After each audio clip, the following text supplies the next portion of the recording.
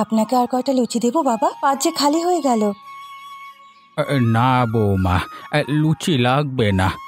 একটু আলুর দম দাও, ওটা খেতে বেশ হয়েছে। ছোট, বাবার পাতে তরকারি দে তো। দেখে দিস পাতের বাইরে আবার ফেলে দিস না। আহা, কি করছো ছোট বউ? আমার তরকারি লাগবে না। ও দাদা, আপনি?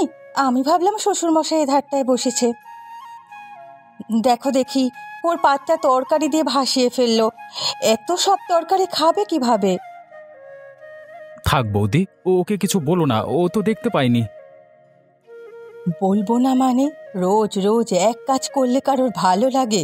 একটা কাজ যদি তোর বউ ভালোভাবে করতে পারতো। চলতে পারলেই চলা যায় মা। যে কাজগুলো ও করতে পারে না সেগুলো ওকে না দিলেই তো হয়। তাছাড়া তোমরা তিনজন মানুষ আছো, রান্না বান্না তোমরাই তো করতে পারো, তাই না? ইস, খেয়ে আর কোনো কাজ নেই আমার। এতগুলো মানুষের খাবার আমি একা তৈরি করতে পারবো না। কে একা রান্না করবে বৌমা? কাজ করলে সবাইকে সমানভাবে করতে হবে। কাজের ক্ষেত্রে আমার সংসারে কোনো ছাড় নেই। সবাইকে আমি এক চোখে দেখি। সবাইকে এক চোখে দেখলে তো ভালোই হতো মা, কিন্তু তেতো হলেও সত্য তুমি বৌদিকে বেশি ভালোবাসো। কি বললি তুই? তার মানে তোর বউকে আমি ঘৃণা করি? ওগো, শুনলে তুমি? কি বললো তোমার গুণধর পুত্তুর, তুমি শুনলে? আমি নাকি তার বউকে দেখতে পারি না। আহ গিন্নি, কি শুরু করলে এগুলো? আমি আগেই বলেছিলাম দেখে শুনে বিয়ে করাতে। এই অন্ধ বউ ঘরে না আনলে এমন সমস্যা হতো না। আমি কি সাধ করে এনেছি নাকি? মেয়ে দেখে তোমার ছেলে পাগল হয়ে গেছিল। তার নাকি দৃষ্টি না হলেও চলবে, রূপের আলোতেই সব কিছু দেখে নেবে। আহ মা, কি শুরু করলি সকালবেলা? একটু তরকারি নিয়েই তো যত ঝামেলা। ঠিক আছে, ওটা আমি খেয়ে ফেলছি। বড়দা, তরকারিটা আমার পাতে দে তো। না, তুই এটো খাবার কেন খাবি? এটা ছোট বউ খাবে। একেবারে উচিত কথা বলেছেন। ও করলো কেন এমন কাজ? আমি দেখতে পাইনি বৌদি। দেখতে না পারলে সংসার করতে এসেছিলে কেন? স্বামীর ঘর এত সোজা না মেয়ে। এখানে চলতে হলে সবকিছুর সাথে মানিয়ে নিতে হবে। ঠিক আছে, আমি না হয় এঁটোটাই খাবো, তবু আপনারা শান্ত হন তো। ধুর, নিত্যদিন এরকম ঝগড়াঝাঁটি আমার ভালো লাগে না, খাবোই না আর কিছু।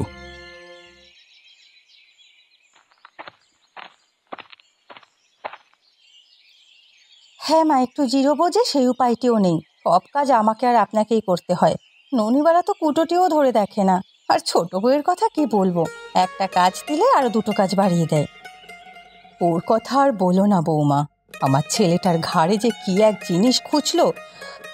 আমি কতবার বলেছিলাম, ওরে এরকম মেয়ে ঘরে আনিস না, কিন্তু সে তো আমার কথা শুনলেই না। আর মেয়ের বাপটারও বা দোষ কম কিসে? ভুলভাল বুঝিয়ে ছেলেটার মাথা খেলো। ও লোকের কথা আর বলো না, একটা বদের হাড্ডি। ওর জন্যই আমার বাড়ির দরজা চিরদিনের জন্য বন্ধ। মেয়েকে বাবার বাড়িতে যেতে দেবেন না মা। কলিজা ফেটে মরলেও বাপ মায়ের মুখটি দর্শন করতে দেবেন না, তাহলে ওদের উপযুক্ত শাস্তি হবে।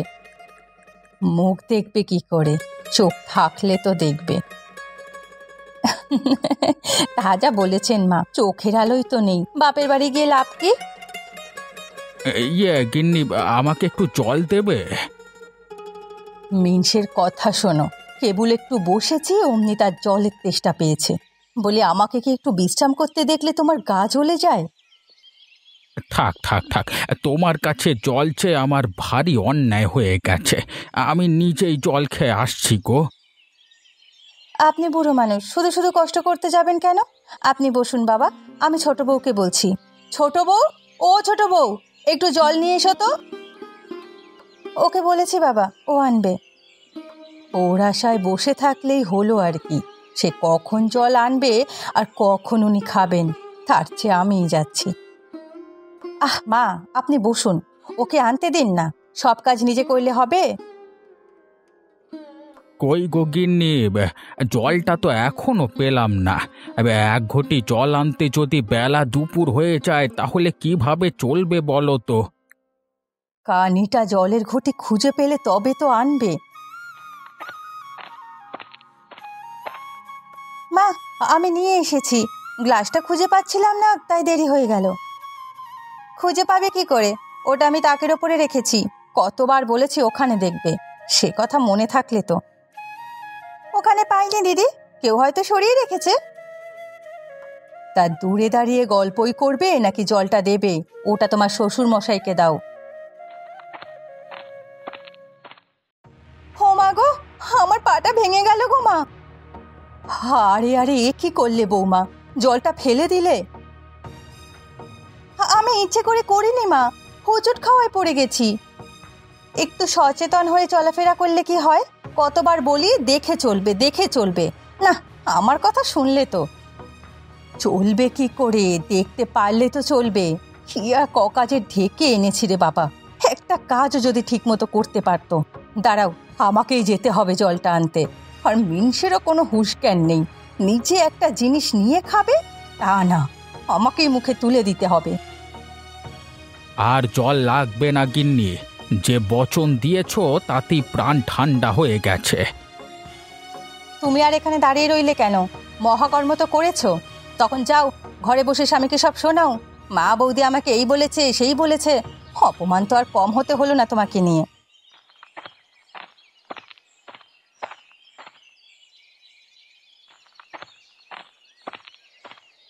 মা, মা ঘরে আছো? ঘরে আছি। রেডিওর মতো চেঁচিও না তো, ভিতরে এসে বলো কি হয়েছে। চিঠি এসেছে মা, চন্দ্রডিঙা থেকে চিঠি এসেছে। চন্দ্রডিঙা থেকে চিঠি? ওখানে তো পিসিমার বাড়ি। নিশ্চয়ই তোমার ওই বুড়ো পিসিটা চিঠি পাঠিয়েছে। এবার কি আবদার করে বসে কে জানে। বুড়ির যা উদ্ভব কাজকর্ম। গতবার বলে কিনা বাড়ির সামনে পুকুর কাটাবে। দে তো চিঠিটা, দেখি কি লিখেছে। সর্বনাশ, এ যে মহা সর্বনাশ হয়ে গেছে। কি হয়েছে বাবা? ঠাকুমা কি মারা গেছে? না রে, মরবার চেয়েও ভয়ঙ্কর কাণ্ড ঘটেছে। পিসি আমাদের বাড়িতে আসছে রে। আমাদের বাড়িতে আসছে? সে কি কথা! এখন এই বুড়ির সেবা করতে গিয়ে প্রাণটাই না যায়। আর সেবা, নিচের অংশে দেখো কি লিখেছে। আমি তোদের বাড়িতে কয়েকদিন থাকবো। আমার জন্য ভালো একটা ঘর গুছিয়ে রাখ। আর খাবার দাবারে কোনো কৃপণতা করেছিস তো আমার লাঠি তোর পিঠে ভাঙবো। আজই তোর ছেলেদের দিয়ে একটা ইলিশ আনিয়ে রাখ। আমি এসে যেন ইলিশ মাছের তরকারি খেতে পারি। ইতি পিসি। দেখলে বৌমা, আসার আগেই আবদার শুরু হয়ে গেছে। এখনই আপদ কিভাবে সামলাবো বলো তো? ও নিয়ে ভাববেন না মা, পিসিকে শায়েস্তা করা আমার ওপর ছেড়ে দিন। আমি কথা দিচ্ছি, দুদিনে উনি বাড়ি ছেড়ে পালাবে। ওনাকে তো ছেড়ো না, পাছে তোমাকে বাড়ি ছাড়া করবে। তোদের যা ইচ্ছে হয় তাই কর বাপু, আমার সব তৈরি করে রাখতে হবে, না হলে বুড়িটা এসে আমার মাথা খাবে। যাই, অমলকে বলে বাজারটা করিয়ে নি, ও এলেই রান্না বান্না শুরু করব। দাদা, ও দাদা, ঘরে আসবো? আই ননি, আমার ঘরে আসতে কি তোর অনুমতি নিতে হবে? এখন তো এটা তোমার একার ঘর নয়, বৌদির ঘর, তাই বলে এসেছি। বেশ পাকা পাকা কথা বলা তো শিখে গেছিস। বিয়ে করেছি বলে কি তোদের পর হয়ে গেছি? সেটা কখন বললাম? তুমি আগের মতোই আছো। জানো দাদা, বৌদির এই অবস্থা দেখে আমারও খুব কষ্ট হয়। আমি ওকে সাহায্য করতে চাই, কিন্তু মা আর বড় বৌদির জন্য পারি না। আর বেশি দিন ওকে কষ্ট করতে হবে না। ডাক্তার বলেছে চোখের অপারেশন করলে ও ভালো হয়ে যাবে। কিন্তু সেজন্য তো অনেক টাকা দরকার। এত টাকা তুমি কোথায় পাবে? সেটাই ভাবছি রে, এতগুলো টাকা যে কোথা থেকে জোগাড় করব। যাক সেসব কথা। তা তুই কেন এসেছিস সেটা বল। তোমাকে বাজারে যেতে হবে, গয়া পিসি আসছে, তার জন্য বাজার করতে হবে। গয়া পিসি? মানে বাবার ওই দজ্জাল পিসিটা? ওনাকে দেখলেই তো আমার গায়ের রক্ত হিম হয়ে যায়। কিচ্ছু করার নেই, এবার এসে বেশ কিছুদিন থাকবে, এর মধ্যে ভয়টা কাটিয়ে নাও। ঠিক আছে, তুই লিস্ট দিয়ে যা, আমি বাজারে গিয়ে সব নিয়ে আসবো।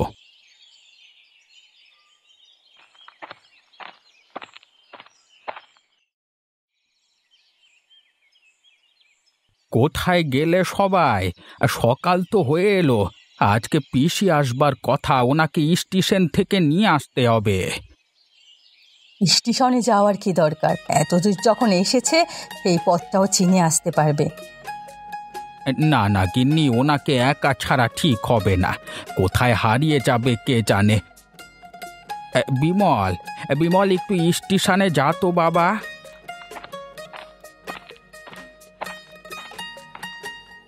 আমি তো কাজে বেরোচ্ছিলাম বাবা, এখন আবার স্টেশনে যেতে হবে? কমলকে পাঠালে তো হয়, ও তো বাড়িতেই বসে আছে।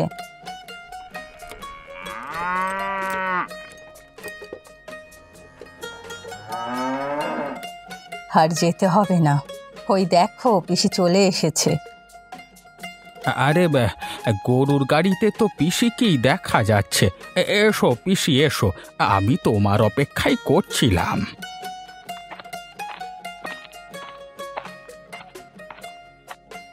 আর অপেক্ষা করতে হবে না হতচ্ছাড়া, তোর কি একটাবার স্টেশনে যাওয়া উচিত ছিল না? বুড়ো মানুষ, কখন পড়ে গিয়ে হাড়গড় ভাঙি সে খেয়াল আছে? হাড়গড় ভাঙার যখন এত ভয় তখন বাড়ি থেকে বের হয়েছেন কেন ঠাকুমা? বাড়িতে থাকলেই তো হতো। ওরা মুখে বলে কি আমার বাবার বাড়িতে আমি আসবো না তো কি তুই থাকবি? সে তো তুমি আসবেই।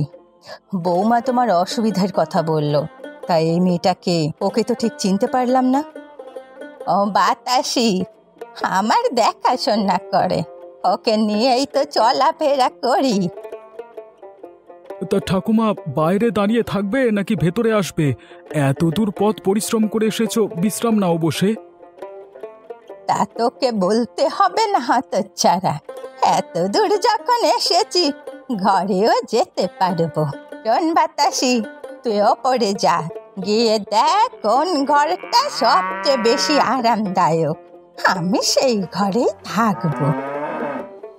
তোমার জন্য আমরা ঘর গুছিয়ে রেখেছি পিসি, শুধু শুধু ঘর গুছতে হবে না। তোরা কেমন ঘর আমায় দিবি তা আমার জানাই আছে। বাতাসি, যা তো সবচেয়ে ভালো ঘরটা খুঁজে বের কর।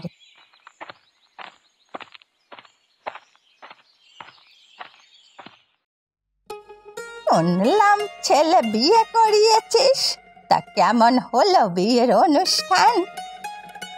হই যেমন হয় আর কি, কোনো মতে শুভ কাজটা সম্পন্ন করেছি। তা তোমাকে তো চিঠি লিখেছিলাম, তুমি আসোনি কেন? তখন আমার বাতের ব্যথাটা বেড়েছিল, তাছাড়া বাতাসি কেউ তো তখন পাইনি। এখন ওকে নিয়ে যেখানে খুশি সেখানে যাওয়াই যায়। তা তো দেখতেই পাচ্ছি, বয়স যেমন দিন দিন কমছে না বাড়ছে বুঝতে পারছি না।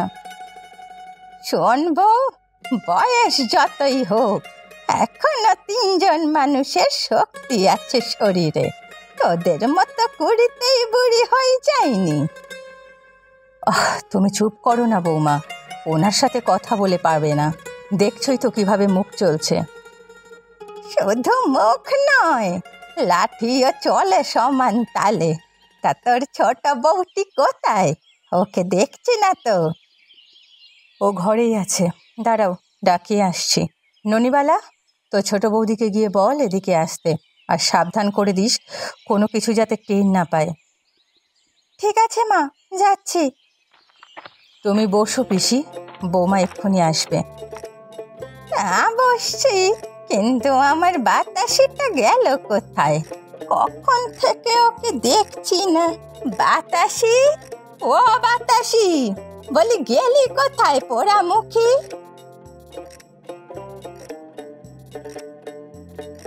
আমি এখানে পিসি, তোমার জন্য ঘর খুঁজছিলাম।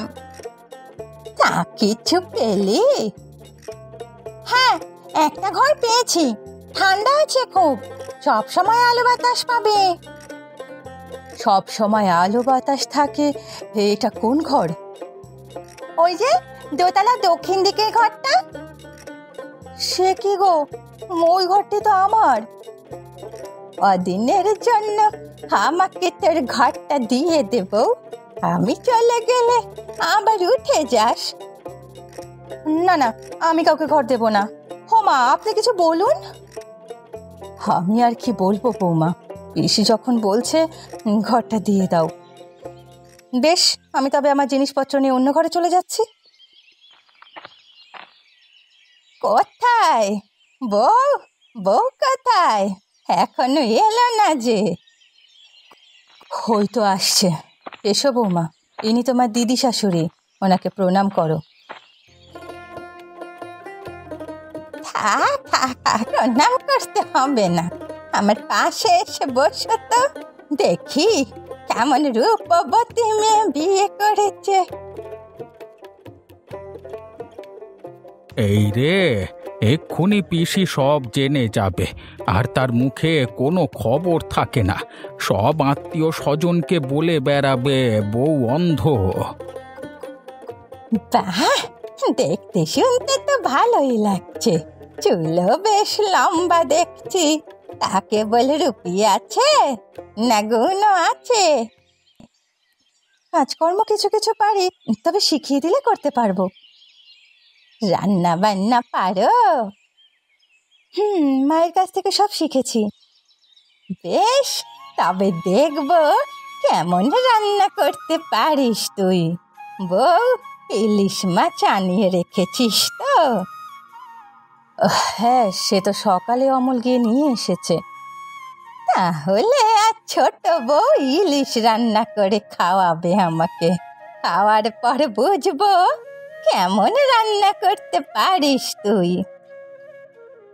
এই তো এতদিন পর ছোট বউকে পাকে পেয়েছি, আজ দেখবো তুই কিভাবে ইলিশ রান্না করিস। আমি ইলিশ রান্না করব? কিন্তু কোনো কিন্তু নয় বৌমা, পিসিমা তোমার হাতের ইলিশ খেতে চেয়েছে, তোমাকে খাওয়াতেই হবে। কিন্তু কাউকে আমার সাথে দিলে ভালো হতো মা, আপনি তো সব কিছুই জানেন। না, কেউ যাবে না তোমার সাথে, যা করার তোমাকেই করতে হবে। বেশ, তবে আমি যাচ্ছি, চেষ্টা করে দেখি পারি কিনা। এখন কিভাবে আমি মাছ করব আর কিভাবে তা রান্না করব? ইলিশ না রাঁধতে পারলে যে সবার বকা শুনতে হবে। হে বিধাতা, কোন পরীক্ষা ফেললে আমাকে, এখন আমি কি করব? কি গা ছোট বউ, রান্না রেখে বসে আছো যে? ইলিশ রাঁধতে কি পারো না তুমি? পারি, কিন্তু আমি যে অন্ধ, না দেখতে পেলে রাঁধবো কিভাবে? আমি আগেই বুঝেছিলাম তুমি চোখে দেখো না। তবে দুঃখ পেও না বউ, আমি তোমাকে সাহায্য করব। তুমি আমাকে সাহায্য করবে, কিন্তু মা জানতে পারলে যে সর্বনাশ হয়ে যাবে। তিনি চান না কেউ আমাকে সাহায্য করুক। কেউ জানবে না, সবাই পিসির সাথে বসে গল্প করছে। এখন আসর ভেঙে কেউ উঠে আসতে পারবে না। বেশ, তাহলে আমি তোমাকে সব বলে দিচ্ছি, তুমি মাছটা কেটে আমার কথা মতো সব করো। ঠিক আছে, তা কি রান্না করবে? ইলিশ ভাজি না তরকারি? আজকে সর্ষে ইলিশ রান্না করব। আমার মায়ের কাছে এই রান্না শিখেছিলাম, খেতে একেবারে অমৃত। বেশ, তাহলে তুমি একে একে বলো, আমি সব করে নিচ্ছি।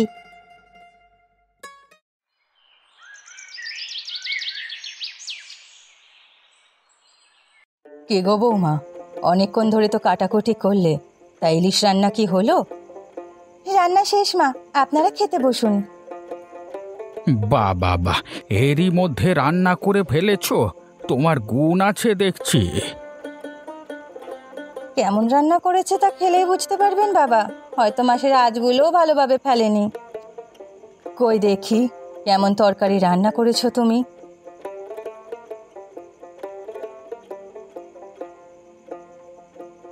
না না, ভালোই রান্না করেছো। দেখো, তেল নুন সব ঠিক আছে। তা গন্ধ শুকেই বোঝা যাচ্ছে তোর বউ পাকা রাঁধুনি। এমন সুবাস খুব কম তরকারিরই হয়। যাক, তাহলে পেট পুরে একটু খাওয়া যাবে। হ্যাঁ হ্যাঁ, তোরা সবাই বসে পড়, খেয়ে দে, বাকি কথা হবে।